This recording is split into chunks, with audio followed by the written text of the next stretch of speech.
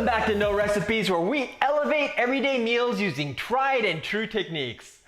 I'm Mark Matsumoto, and today I'm going to show you my favorite rice porridge ever.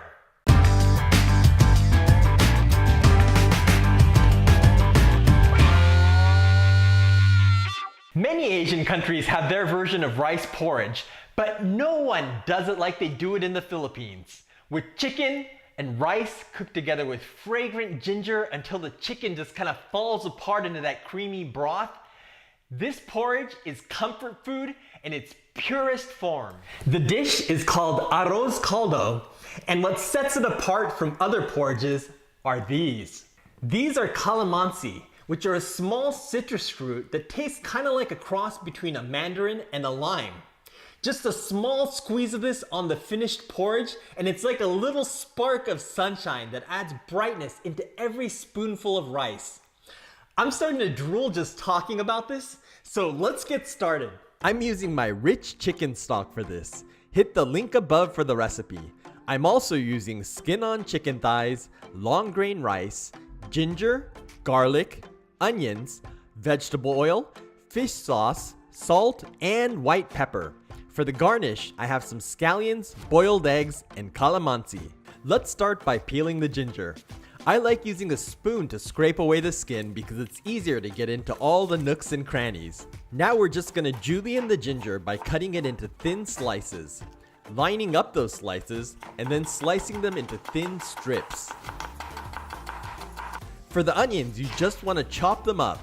I recently came up with a better way of chopping onions, so hit the link above to learn the technique.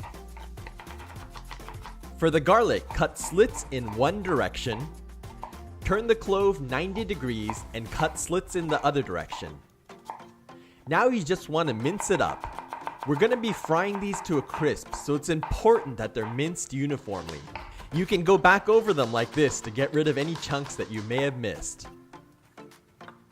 I'm using a deboned leg today, but skin-on chicken thighs will work as well.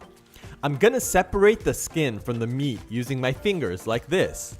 Chicken skin may sound kinda gross at first, but I hate wasting food, and the skin will render into a flavorful fat to saute the onions in, and the crisped cracklings make for a delicious topping for our porridge.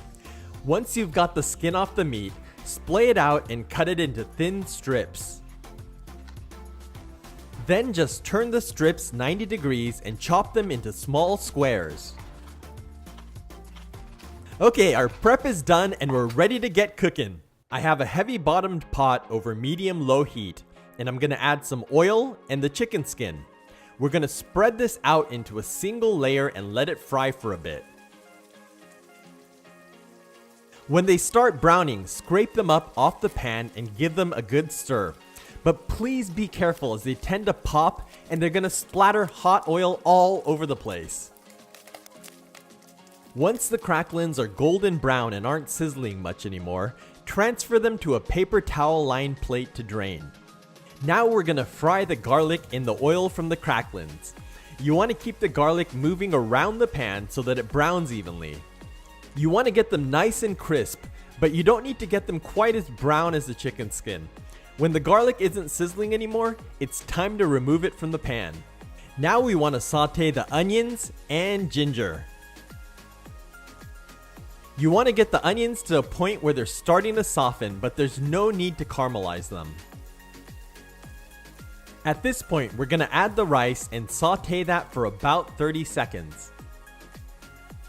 Once the rice is nice and coated with the oil, we're going to go in with our chicken stock.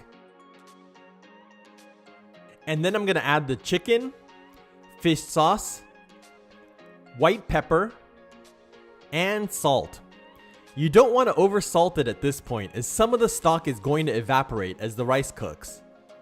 Give that a stir, and then I'm gonna bring this to a boil over high heat. You'll probably end up getting some scum floating to the top, so skim that off along with any excess oil. Now just turn down the heat to maintain a gentle simmer, and we want to let the rice cook for about an hour. You want to be sure to give it a stir every few minutes, especially as the porridge thickens, or it's going to burn to the bottom of the pot. Words just can't describe how good my kitchen smells at this point. So you're gonna have to use your imagination and hopefully you'll give this a try. About 30 minutes in, your chicken should be tender enough to shred. I'm just gonna transfer this to a cutting board and use 2 forks to shred the meat like this. Okay, the porridge is starting to look good, but I like mine to be a little thicker, so I'm gonna let this go for a bit longer. Oh yeah! Now that's what I was looking for. Thick, creamy comfort in a pot. By this point, you've probably already tasted your arroz caldo a bunch of times, but give it another taste and add some more salt if it needs it. I'm just gonna throw the shredded chicken back in to warm it up, and then we're ready to serve this. A bowl of this arroz caldo is immensely delicious on its own, but what really makes it for me are all the condiments. I'm topping mine with a soft boiled egg, some chicken cracklings, crisp garlic, some scallions, and of course, a few halves of calamansi. Is that not the most beautiful bowl of porridge you've ever looked at? But it's not just the rainbow of colors. There's also a rainbow of textures and tastes as well, with crunchy cracklings and crisp, pungent garlic popping up in every bite.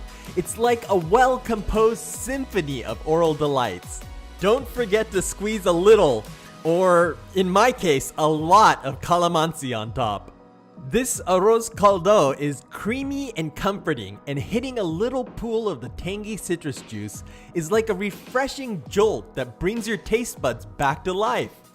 Whether you're sick or just sick of boring food, this arroz caldo is sure to jumpstart your appetite. What's your favorite comfort food? Let me know in the comments below, and while you're down there, be sure to give us a big thumbs up, and if you haven't already, smash that subscribe button and notification bell so you don't miss my next delicious episode.